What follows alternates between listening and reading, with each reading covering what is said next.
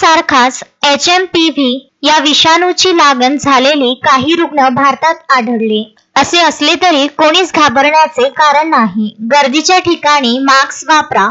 ताप, सर्दी, खोकला आल्यास तात्काळ आपल्या डॉक्टरांशी संपर्क साधून मार्गदर्शन घ्यावे। तसेच महानगरपालिकेच्या आपल्या जवळील शहरी आरोग्य केंद्र, आरोग्य वर्धिनी केंद्र येथील वैद्यकीय अधिकारी यांना दाखवून औषधोपचार करावा, असे डॉक्टर विशाल काळे, वैद्यकीय आरोग्य अधिकारी, सार्वजनिक आरोग्य विभाग, महानगरपालिका यांनी जाहीर आवाहन केले आहे।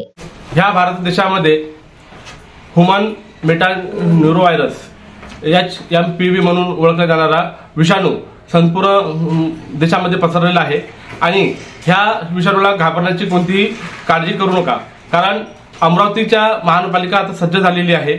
अमरावतीच्या महानगरपालिकेच्या वतीनं संपूर्ण आरोग्य केंद्रामध्ये सर्व आशा वर्कर घरोघरी फिरून सापाचा सर्वे करत आहे आणि ह्या जनतेला आवाहन करत आहोत की आपण सार्वजनिक ठिकाणी जात असताना आपल्या तोंडाला मास्क लावावे।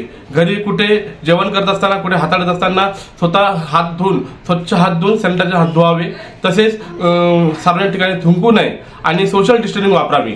आणि याच्यामध्ये जर सर्दी, खोकला, ताप जर कोणाला झाला असेल तर त्यांनी तात्काळ आपल्या अमरावती शहरातील 13 आरोग्य केंद्र आहेत आणि 17 आरोग्य वर्धन केंद्र आहेत, त्या आरोग्य केंद्राचे वैद्यकीय अधिकाऱ्याशी संपर्क साधून औषधोपचार करावा आणि स्वतःही कोणी आपला सेल्फ मेडिकेशन घेऊ नये। आमच्या आरोग्याच्या वतीने महानगरपालिकेचे आयुक्त माननीय सचिनजी कलंत्री साहेब, तसेच अतिरिक्त आयुक्त शिल्पाजी नाईक, मेघनाजी वासनकर, तसेच वैद्यकीय आरोग्य अधिकारी डॉक्टर विशाल काळे यांनी जनतेला जाहीर आवाहन केलेले आहे की कुठेही बाहेर जात असताना मास्क वापरावे आणि हात स्वच्छ करावे, हात स्वच्छ धुवावे आणि कुठे कुठे सर्दी, खोकला, ताप असेल त्यांनी आपल्या डॉक्टरांशी संपर्क साधावा। आणि मी स्वतः साथरोग निदान अधिकारी, वैद्यकीय अधिकारी म्हणून आपल्या सर्व अमरावती शहरात जनतेला जाहीर विनंती करतो की आपण सोशल डिस्टन्सिंग वापरून, मास्क वापरून ह्या विषाणूला न घाबरता याच्याशी लढा देऊन